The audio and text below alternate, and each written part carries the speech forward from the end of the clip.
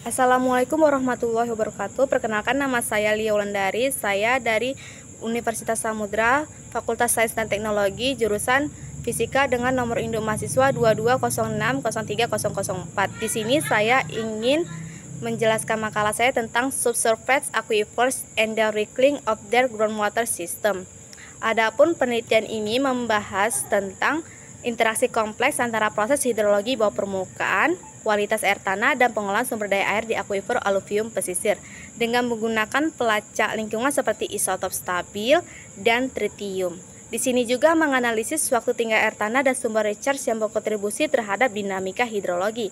Dari hasil menunjukkan bahwa pola aliran air tanah dipengaruhi oleh variabilitas geologi dan aktivitas manusia yang pada gilirannya mempengaruhi kualitas air.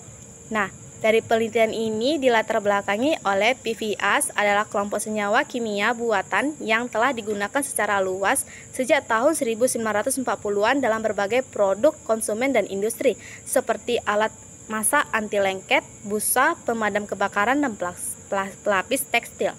Namun, karena sifat kimia yang sangat tahan lama, PFAS seringkali sulit terurai di lingkungan, menyebabkan masalah pencemaran jangka panjang, terutama di sumber air tanah dan permukaan.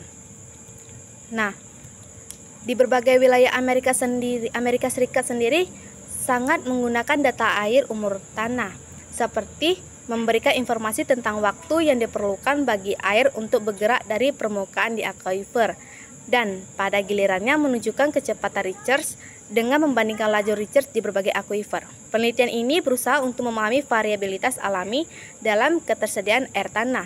Adapun rumusan masalah dari penelitian sendiri yaitu bagaimana tingkat risiko pencemaran yang disebabkan oleh zat PFAS pada akuifer dapat mempengaruhi keberlanjutan proses daur ulang air, dan bagaimana metode pengukuran dan representasi heterogenitas bawah permukaan dapat ditingkatkan untuk mencerminkan dinamika sistem geologi dan hidrologi secara lebih akurat. Dan yang terakhir, bagaimana variasi laju pengisian ulang akuifer di berbagai wilayah Amerika Serikat dapat diidentifikasikan dan dianalisis menggunakan data umur air tanah. Adapun tujuan penelitiannya itu untuk menilai risiko pencemaran akuifer oleh zat PFAS terhadap keberlanjutan proses daur ulang air, dan untuk mengembangkan dan memperbaiki metode pengukuran serta representasi heterogenitas, dan untuk menganalisis dan membandingkan laju pengisian ulang akuifer di berbagai wilayah Amerika Serikat. Adapun teori dan konsepnya yaitu teori kontaminasi air tanah merupakan kerangka teoritis. Ini menjelaskan mekanisme di mana polutan termasuk zat per dan polifluoroalkil menyusup ke sistem air tanah dan efek selanjutnya pada kualitas air.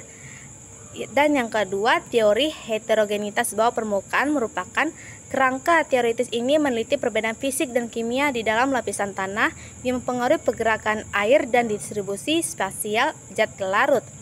Dan yang ketiga, teori isi ulang akuifer merupakan kerangka teoritis. Ini menjelaskan mekanisme di mana air permukaan menyusup ke akuifer, suatu proses yang dimodulasi oleh berbagai faktor termasuk kondisi iklim, formasi geologi, dan pemanfaatan lahan antropogenetik. Pemahaman komprehensif tentang tingkat pengisian ulang sangat penting untuk pengolahan dan pelestarian sumber daya air yang efektif.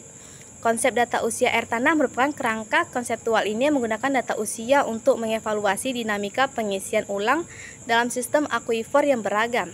Adapun penelitian sebelumnya yaitu penelitian telah menunjukkan bahwa PFAS merupakan kontaminan yang persisten dan dapat terakumulasi dalam lingkungan yang berpotensi membahayakan kesehatan manusia dan ekosistem.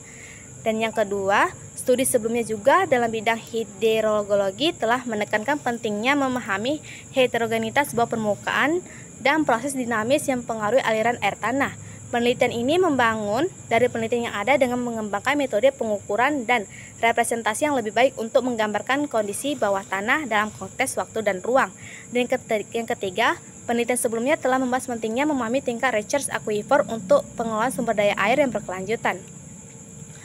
Adapun gap penelitian yaitu meskipun penelitian ini mengidentifikasi risiko PFAS terhadap daur ulang air, masih kurang pemahaman tentang mekanisme transportasi PFAS dalam akuifer yang berbeda.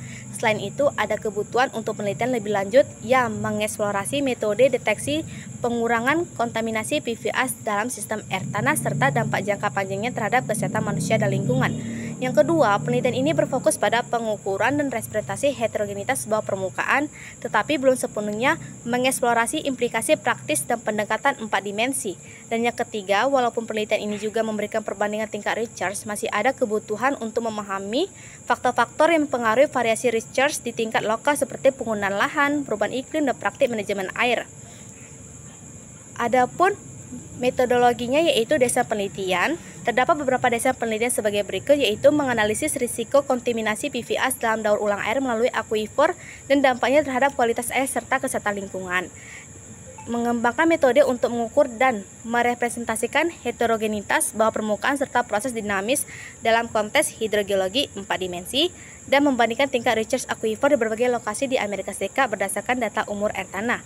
Sumber datanya yaitu primer dan sekunder, yaitu primer sendiri sampel air dari berbagai akuifer yang terkontaminasi PFAS, pengukuran fisik dan geofisika dari kondisi bawah tanah menggunakan teknologi seperti electrical resistivity tomograph, dan data umur air dari sumur yang berbeda di berbagai akuifer. Lalu sekunder, data literatur tentang konsentrasi PFAS di akuifer dan efek kesehatan, data historis tentang aliran air dan distribusi zat larut, dan data iklim dan penggunaan lahan yang relevan. Metode analisis data yaitu menggunakan model penilaian risiko untuk mengevaluasi dampak PFAS terhadap kualitas air dan kesehatan manusia, membangun model hidrogeologi 4 dimensi yang mengintegrasikan data spasial dan temporal untuk mengevaluasi dinamika aliran air, menggunakan analisis statistik untuk mengidentifikasi pola dan faktor yang mempengaruhi tingkat Richards di setiap lokasi. Adapun hasil dan pembahasan yaitu penelitian menunjukkan bahwa PFAS terdeteksi dalam konsentrasi yang signifikan beberapa akuifer yang digunakan untuk daur ulang air.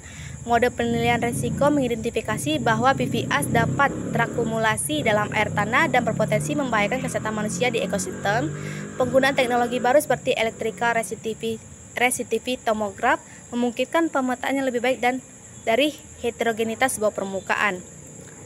Pembahasan penelitian yaitu hasil menunjukkan bahwa akuifer dengan konsentrasi PFAS tinggi memerlukan perhatian khusus dalam pengelolaan dan perlakuan air daur ulang.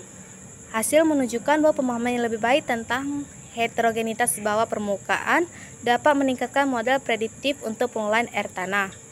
Implikasi dan keterbatasan penelitian. Implikasinya yaitu pengelolaan air yang lebih ketat, kebijakan dan regulasi, peningkatan pemodelan hidrogeologi, penerapan teknologi baru, manajemen sumber daya air yang lebih efisien, kebijakan berbasis data. Keterbatasannya itu keterbatasan data, model penilaian risiko, keterbatasan teknologi, variabilitas data, keterbatasan temporal.